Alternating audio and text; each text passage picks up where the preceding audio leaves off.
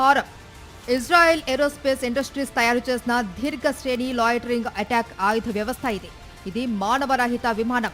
దీని ప్రత్యేకత ఏంటంటే దీనికి క్షిపణి లక్షణాలు ఉంటాయి.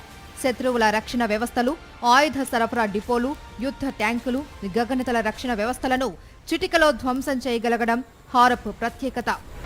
Electro optical, infrared, forward looking infrared సెన్సార్లు, colour CCD camera, anti radar homing సామర్థ్యం కలిగి ఉండే హారప్ శత్రు సేవలకు సంబంధించిన వ్యవస్థలను నిర్దిష్టంగా గుర్తించడమే కాకుండా గురి తప్పకుండా వాటిని నామరూపాలు లేకుండా ధ్వంసం చేసేస్తోంది.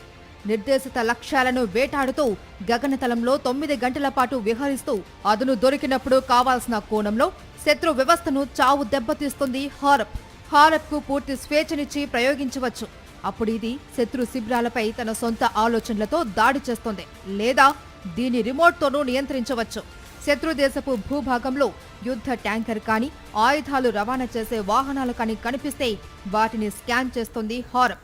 ఇన్ఫ్రారెడ్ రేస్ ద్వారా వాహనాల లోపల ఏమేమి ఆయుధాలు ఉన్నాయి, పేలుడు పదార్థాలు ఉన్నాయో కూడా నిశితంగా గమనించగలదు. ఆ వెంటనే దాన్ని ఆనవాళ్లు మిగలకుండా బూడిద చేసి పారేస్తుంది. ఎలాంటి వాతావరణంలో అయినా హారప్ చాలా సమర్థవంతంగా 100% ఖచ్చితత్వంతో తనకు అప్పగించిన పనిని పూర్తి చేస్తుంది. రాత్రి పగలు అన్న తేడా కూడా లేదు. ఎప్పుడైనా అదే సామర్థ్యంతో ఖచ్చితత్వంతో పనిచేస్తుంది.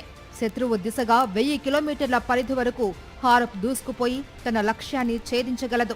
గగనతలంలో శత్రువుల రక్షణ వ్యవస్థలను ధ్వంసం చేయగలదు. శత్రు దేశాల రాడార్లను, క్షిపణులను తప్పించుకొని గగనతలంలో దూసుకుపోనుగలదు. ఈ కారణంగానే భూ ఉపరితలం నుండి గగనతలంలోకి లక్ష్యాలను ఇది ఛేదించరాగలదు.